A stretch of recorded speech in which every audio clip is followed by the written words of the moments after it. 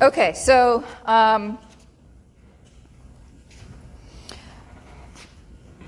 based on this reaction, we can draw what we call a reaction coordinate diagram, where we have reaction progress on the x-axis, and we're going to go from reactant on the left to product on the right. Okay?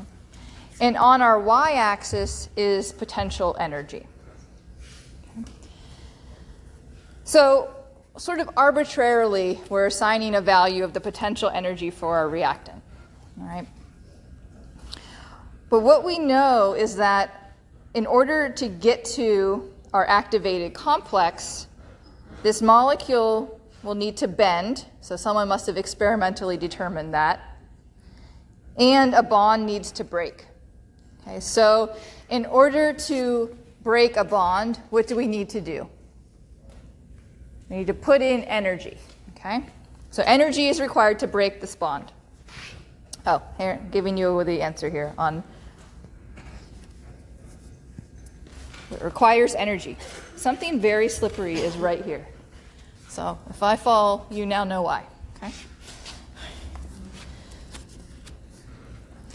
So to get to the top of this hill requires some amount of energy.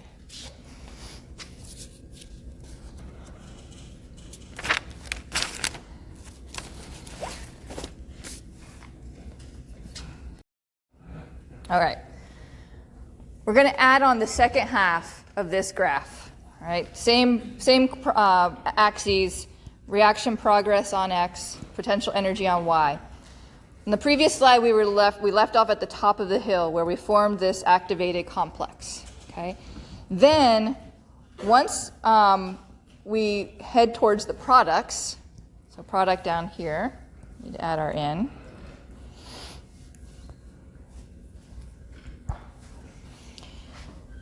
We end up releasing energy. Okay, so now we're making a bond. So when we make a bond, energy is released. Okay? And you'll also notice from the diagram that the energy of the product, the potential energy of the product is lower than that of the reactant. Okay?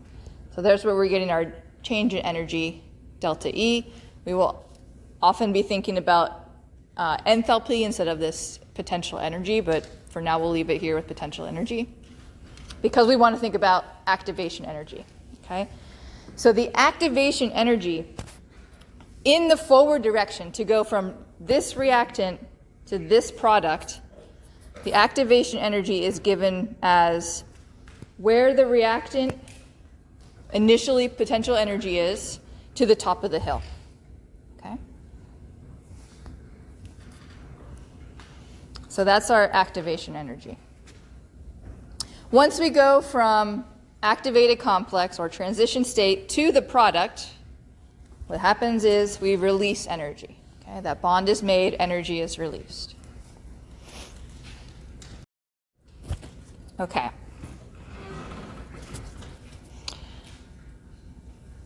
So what would you expect? Would you expect a fast rate for this reaction to occur when we have a, Oh, you know the answer to this. You took an exam on this. Not thinking about the graph, okay?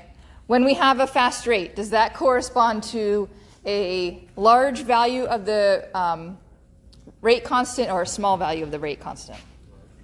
Large. Okay. We are going to answer, okay. If we have a fast rate, how is that going to relate to the activation energy? Faster rate is going to have a larger or a smaller activation energy? Smaller, yep. Smaller hill to climb, the faster the rate is. I don't know what that is, but it is slick. Okay. All right, so now let's look at comparing the forward reaction to the reverse reaction. Okay? So I've written out the reactions by just changing the arrows. All right, so the forward reaction and then reverse reaction, going from product to reactant. Using this figure, which of the following is true? Are the forward reaction rates and the reverse reaction rates equal? Is one larger than the other? Take a look and make a guess.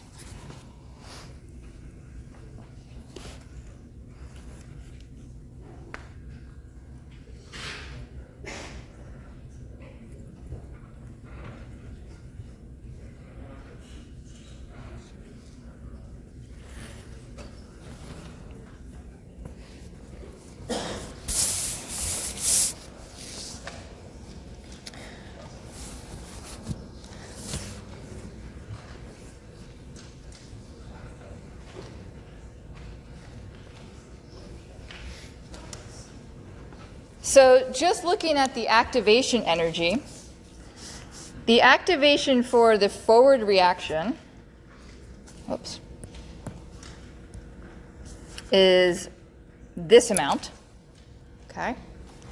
And the the activation energy for the reverse reaction is that amount, right? So now we're looking at for the reverse reaction, if we're starting from product, how big of a hill do we have to go up? And that hill in the reverse reaction is much bigger than the hill in the forward direction, which means that the forward rate is going to be faster, right? Than this rate is going to be larger. Forward rate is going to be larger than the reverse rate. Okay, it's faster to go forward to reactant to product than it is to go from product to reactant. That make sense? Okay.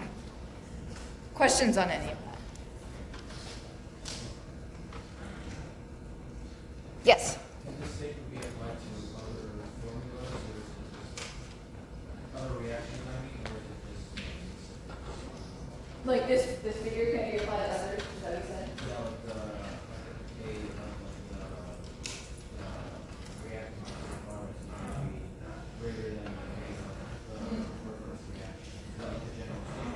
No. So the question is it in general the forward reaction rate going to be faster than the reverse reaction rate? And it doesn't always have to be that way. Typically, though, when we write a reaction, we write it in a way that it occurs. So that would, in general, mean that the forward rate occurs faster than the reverse rate. But you may also see something opposite.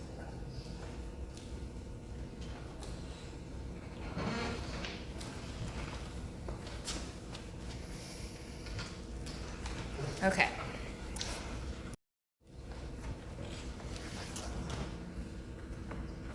Other questions?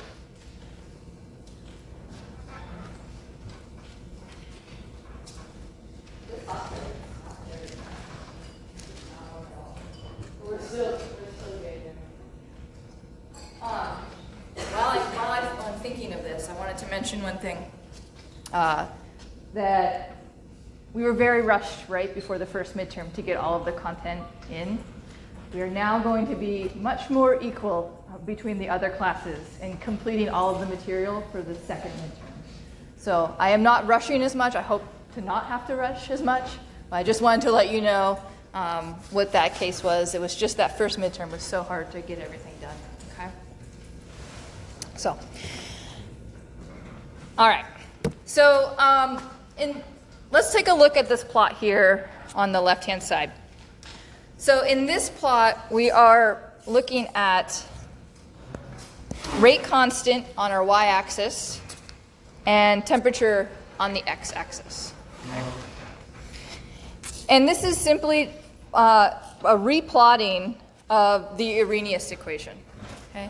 As the temperature increases, the rate constant increases, the rate is faster. Right? And it occurs exponentially, as we would predict, because we have an exponential inside the Arrhenius equation. Okay. We are going to rewrite the Arrhenius equation so that we're not going to be working with exponentials, just like we did with our integrated rate laws. But we'll get to that on the next couple slides. There is another thing that I want to mention about the Arrhenius equation and temperature. Okay. So in this figure, and this one is in your textbook, on our y-axis we're going to have fraction of molecules, and on x we're going to have kinetic energy. The sort of blue and red lines are representing a distribution of molecules with different energies. Okay? So when we increase the temperature of a reaction, we get a broader distribution of molecules with a certain kinetic energy. Right? So a lower T, that's sort of a narrower distribution, more molecules with lower kinetic energy. Okay?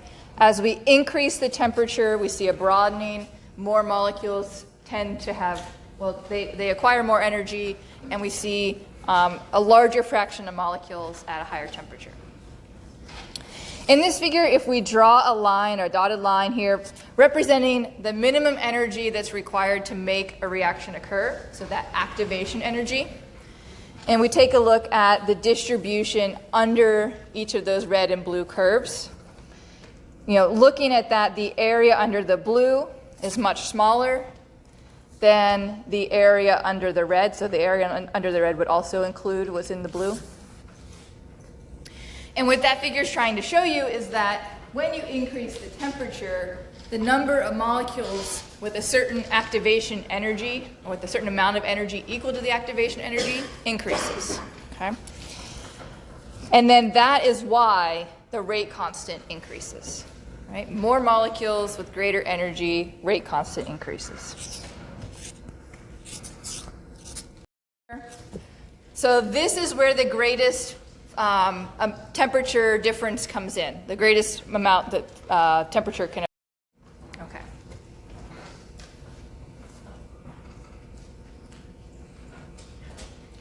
And the reason being for all of that is something that we refer to as collision theory. We talked about each of these things, but we're going to now have them on one slide. For a reaction to occur, the reactants need to collide with a certain amount of energy. Okay, that's equal to the activation energy, or greater than that. And they need to collide with proper orientation. Okay, so atoms that are bonded in the product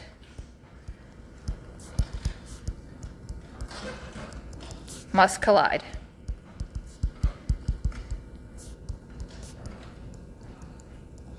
As part of the reactants. Okay. So two reactants, the molecules that are or the atoms that are in those molecules that are going to form a bond, they have to collide.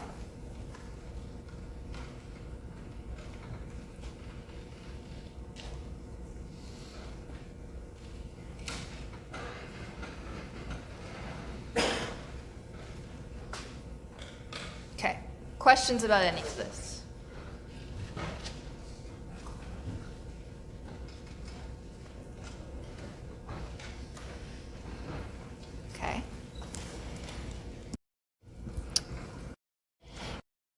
All right, so let's look at this multiple choice question. If you can narrow it down to two choices, I think you're doing a great job. And I really mean that. I often tell people they're doing a great job. Sometimes I don't mean it. This time I will, okay?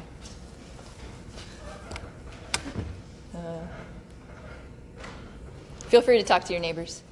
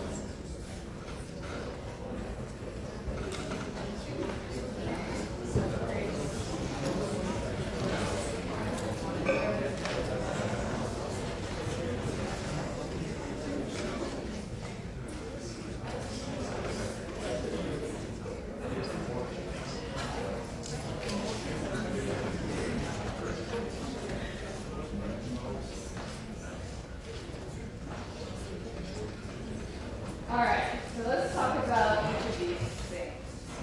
Let's start with D. Let's start at the bottom. Okay, so if we have in the collision model, so thinking about activation energy, thinking about orientation, which factor is most sensitive to changes in temperature? The magnitude, sorry, at the bottom, magnitude of the activation energy. Is that sensitive to temperature? It's not, right? So the magnitude of the activation energy is set for a reaction. Okay? That is always going to be the difference in energy between the reactants and the product. So you need to overcome some energy to get to the products. What about orientation? So, yeah, no, not dependent on temperature. This is merely thinking about how the atoms collide. Okay? So if we've gotten down to A and B, we're truly doing good. Okay? So the frequency of collisions that occur between reactant molecules. What do you think about that? Let's say frequency of collisions is dependent on temperature, but it's not the most dependent. Okay, so that's where A comes in. The fraction of molecules with energy greater than the activation energy. So we looked at that graph at the fraction of molecules with a high energy. All right. Yes, when we increase temperature, number of collisions increases, but that factor is a little bit smaller compared to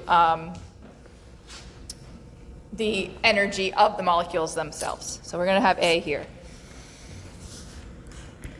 Oh, but I'm going to write also temperature dependent for B. Okay?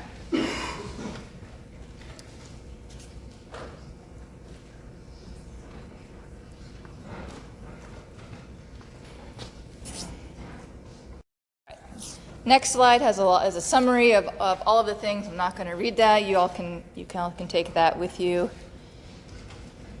We can look at this reaction though, this reaction coordinate diagram. So here we have reactants going to products. We have an activation energy, all right?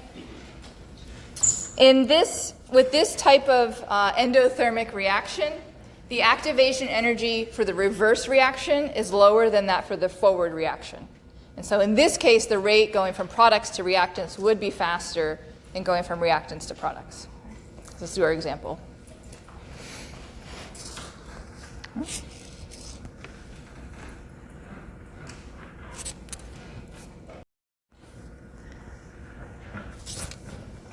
So some algebra. That's what everyone wants at 2:30 on Friday. Okay, so we've seen the Arrhenius equation given by K equals A times E to the minus EA over R. But that isn't the most useful form of this equation. We can write it in the form of y equals mx plus b. We like to make things linear. Okay. So we could have natural log of the rate constant on y. Oh, sorry. Natural log of the rate constant on y minus EA over r as the slope. The x value, or x-axis, would be 1 over t. Just going to split that up so you can see that a little better. And then your y-intercept is going to be natural log of a.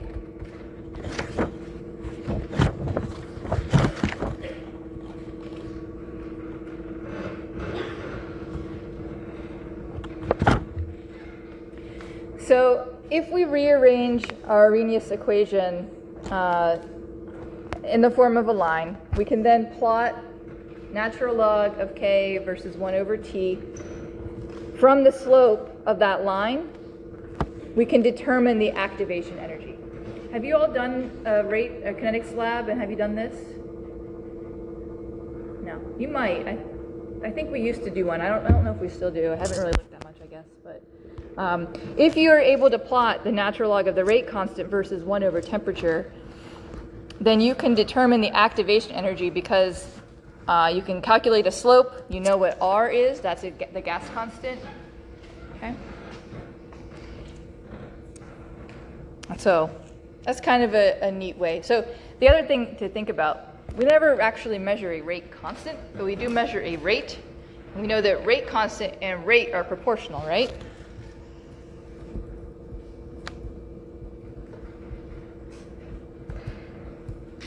Where the rate equals the rate constant times some reactant raised to an order, right? So if we, in lab, you would never actually measure a rate constant, but you would measure a rate. Okay.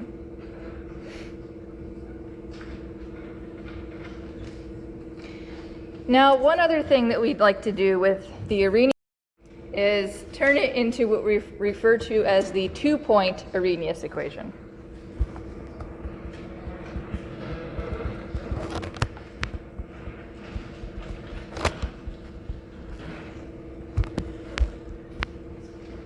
Okay, so there's some algebra that goes into doing this, and basically what we're doing is comparing the rates at two different temperatures. Okay, and what all of this is sort of the algebra that is required to get to our two-point Arrhenius equation, which I'll highlight here.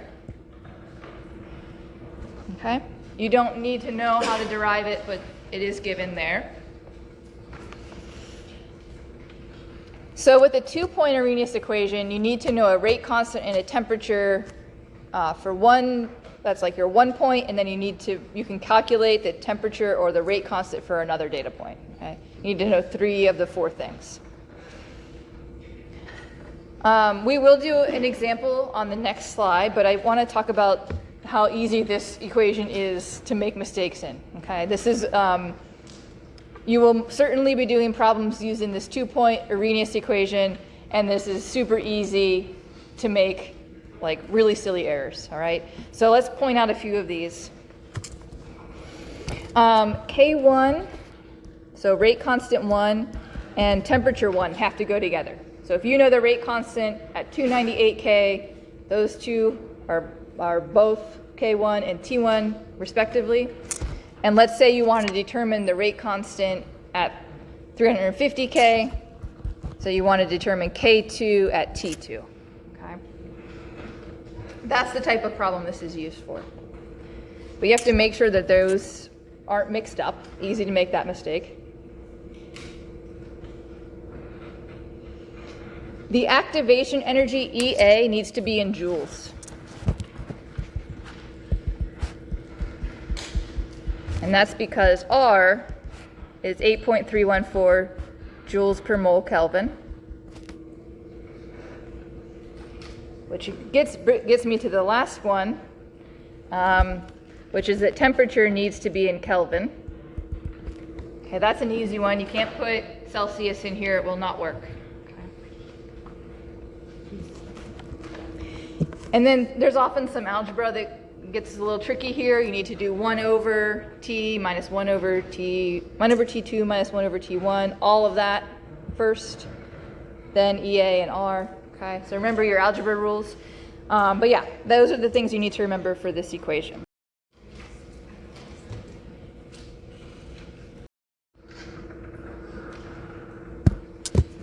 So let's look at a problem.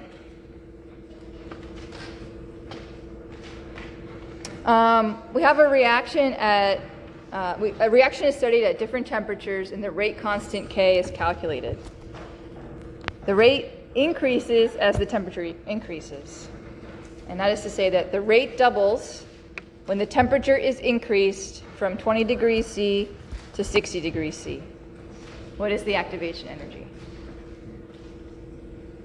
I'll let you work on that for a couple minutes.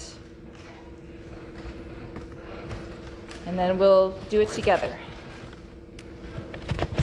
It's not an easy problem.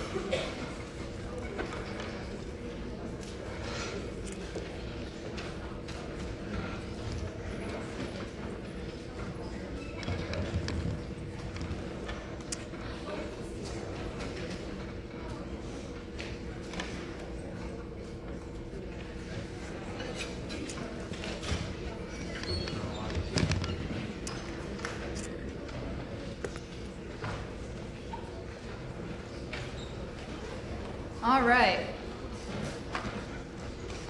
What'd you get for K1 and K2? 1 and 2. Yeah. So as long as you know that the rate doubles, K2 is twice that of K1. You can do 1 for K1, 2 for K2. This ratio is always going to be the same. So if we do K1 equals 1, K2 equals 2.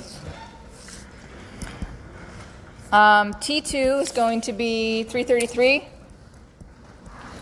T1 equals 273, right? What's up? Oh, 293. Yep. Okay. We're going to have natural log then of 1/2 equals EA over R. R is 8.314. I'm going to leave off my units right now.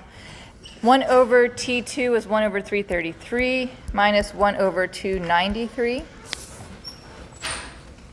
Okay? You're going to end up with a negative sign inside these parentheses, right? And this is also a negative, right? You get that? I didn't calculate the final answer, so I'm going to let someone tell me what they got for activation energy.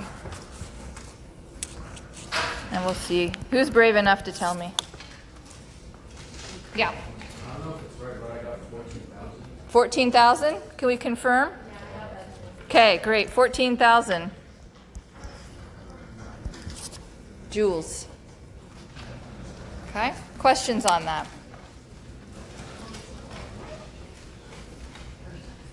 We can take a look at it again on Monday. There's still questions. We need to set some stuff up there.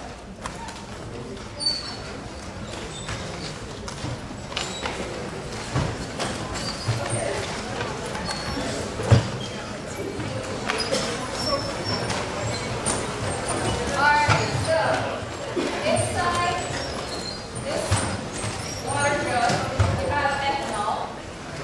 Okay? I'm shaking it up to make sure there's lots of vapor inside the jug. And then I'm going to pour the excess out.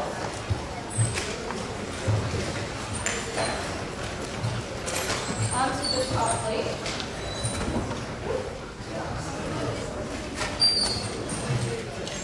Now, one thing that we'll see, we're going to go see one higher, is that ethanol is flammable. Anyone gone camping and used ethanol stove? Okay, so it burns blue. Yep, table's on fire. But when we have a flammable gas, what's really fun is that, or when we have a flammable liquid, the gas is explosive. So we're going to set, we'll see if we can set a stick on fire with this thing.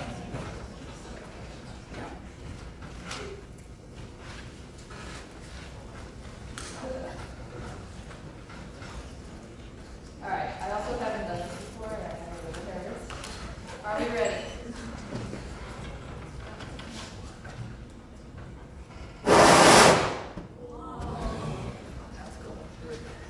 Here we go.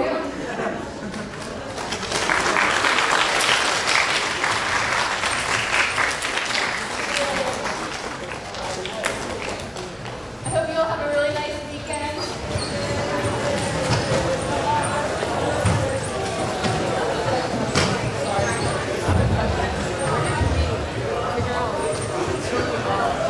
Two and one.